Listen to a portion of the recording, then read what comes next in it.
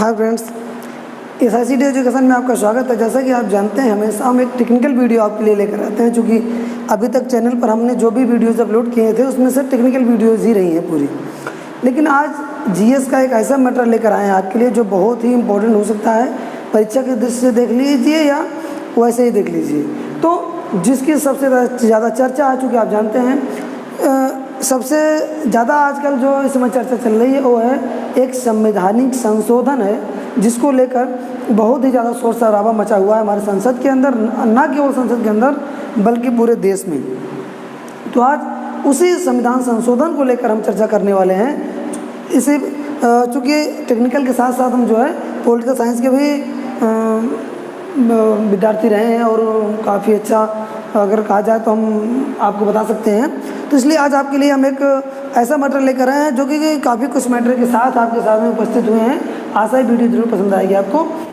तो 127वां संविधान संशोधन बिल जो अभी संसद में सामाजिक न्याय और अधिकारिता मंत्री वीरेंद्र कुमार ने पेश किया है।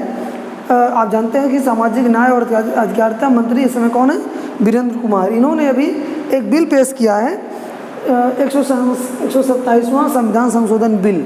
अगर ये बिल पास हो जाता है संसद में, तब ये 105वां संविधान संशोधन बिल होता है। यानी कहने का मतलब ये हो गया कि अभी तक संविधान में 104 संवैधानिक संशोधन हो चुके हैं, यानी पास हो चुके हैं। बिल पेश करने की बात नहीं हो रही है यहाँ पर, हम यानी जो पास हो चुके हैं बिल उनकी बात कर रहे हैं। तो अगर ये बिल 127वां संवैधानिक संशोधन बिल अगर पास होता है हमारा, तब ये हमारा 105वां संवैधानिक संशोधन बिल हो जाएगा, यानी 105 संशोधन हो जाएंगे। एक चीज़ हम बता दें कि ये बिल लाया क्यों गया है। ये बिल इसलिए लाया गया है कि अभी तक OBC वर्ग जो था, OBC का जो आरक्षण होता है उससे संबंधित है ये बिल। यानी OBC को जो आरक्षण दिया जाता है वो अभी तक ये प्रावधान था कि भारत सरकार जो है वही केवल ये डिफाइन करती थी, निर्धारित करती थी कि OBC में कौन सी जातियां शामिल होंगी। यानी राज्यों के पास ये अधिकार नहीं था कि राज्य अपने यहाँ स्थित OBC को निर्धारित कर सकें और उस सूची में जोड़ सकें, ऐसा नहीं था। चूँकि भारत सरकार ने 102वां संविधान संशोधन कर दिया था, 102वां संविधान संशोधन किया गया था, जिसके द्वारा राज्यों से ये अधिकार छीन लिया गया था कि वह OBC को निर्धारित कर सकें कि कौन सी जातियाँ शामिल होंगी OBC में। इसके लिए 342A धारा जोड़ी गई थी किसमें? संविधान में।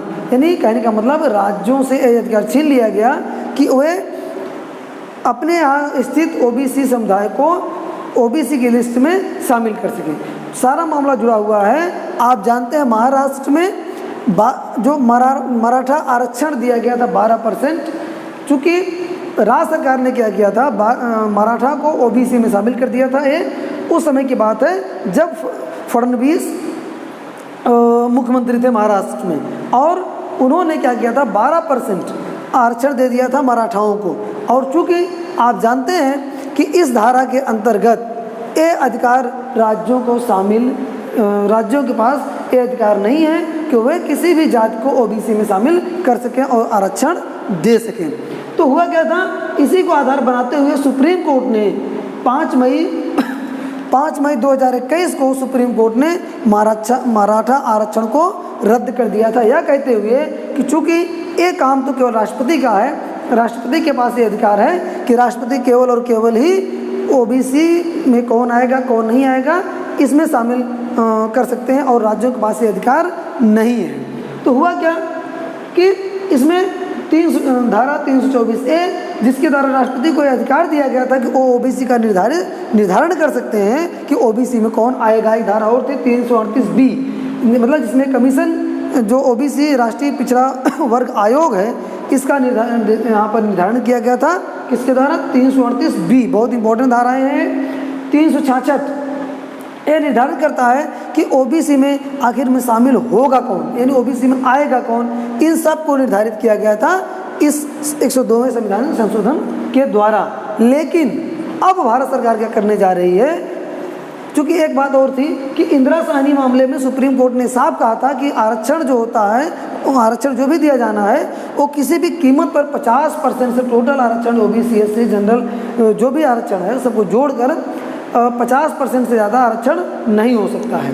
तो अगर हम देखें तो 50% ज़्यादा भी आरक्षण हो रहा था, नंबर एक बात। और दूसरी बात जो सबसे बड़ी बात थी है कि OBC को यानी उसमें शामिल करने का जो अधिकार था वो केंद्र सरकार के पास था, ना कि राज्य सरकार के पास था।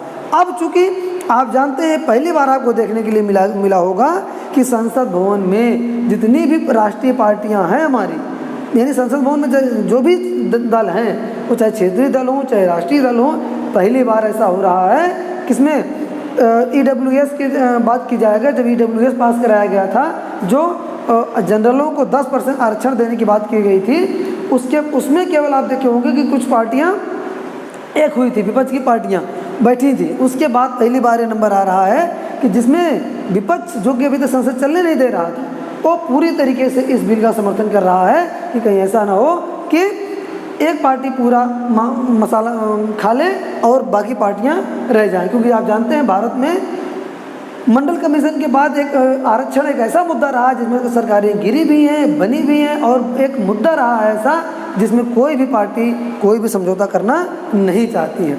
तो सो दैट सबसे बड़ी बात यहाँ पर यह है कि अब इस संवैधानिक संशोधन के द्वारा 127वां संशोधन जो किया जा रहा है, फिर से सरकार राज्यों को ये अधिकार देने की बात कर रही है। यानी अब OBC का निर्धारण राज्य सरकारें कर पाएंगी।